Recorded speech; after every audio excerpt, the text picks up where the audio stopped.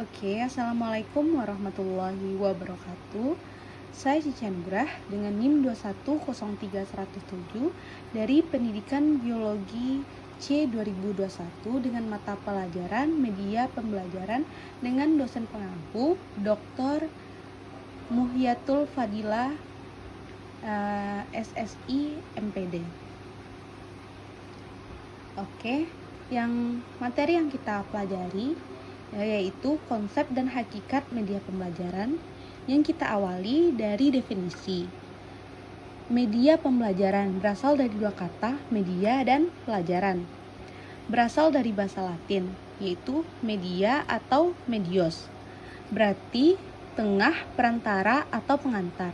Media adalah alat pengantar, peran, dan pengirim ke penerima pesan.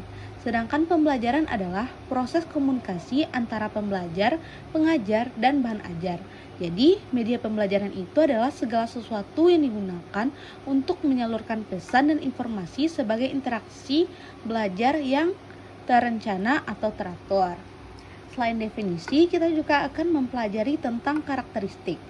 Menurut Garlett dan Ellie, karakteristik media pembelajaran itu ada 3. Yang pertama, fiksatif. Fiksatif adalah kemampuan media untuk merekam, menyimpan, atau mengkonstruksikan suatu objek. Yang kedua, manipulatif. Media yang mampu mentransformasikan suatu objek dalam atas masalah, yaitu menyelesaikan masalah dengan manipulasi. Yang ketiga yaitu distributif. Distributif adalah gambarkan kemampuan media transportasikan objek atau kejadian melalui ruang yang disediakan ke siswa dan stimulus pengalaman yang sama, yaitu distribusi ini adalah distribusi yang akan menstimulus pengalaman kepada siswa. Selanjutnya, peranan media pembelajaran yang terdiri dari 4. Yang pertama, mengarahkan titik berat pada pendidikan formal dari abstrak ke konkret, yang berarti dari bentuknya belum terlihat atau berbentuk abstrak yang belum jelas ke bentuk yang lebih berbentuk atau lebih bisa kita memahaminya. Yang kedua, membangkitkan motivasi belajar. Yang ketiga, memberikan kejelasan. Yang keempat, memberikan stimulus belajar. Selanjutnya, kita akan masuk ke fungsi media pembelajaran. Yang pertama, membangkitkan motivasi belajar. Dengan media pembelajaran dapat meningkatkan motivasi belajar karena dari media tadi kita tahu bahwa dari abstrak ke konkret. Berarti dari media kita dapat menyalurkan atau menampakkan teori-teori yang kita pelajari, dan dengan media itu dapat meningkatkan motivasi dan inspirasi siswa untuk belajar. Yang kedua, mengulang yang telah dipelajari. Yang ketiga, menyediakan stimulus belajar.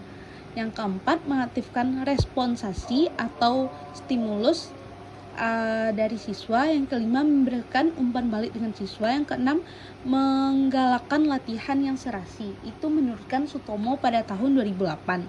Selain itu, media pembelajaran juga memiliki landasan. Yang pertama, landasan psikologis.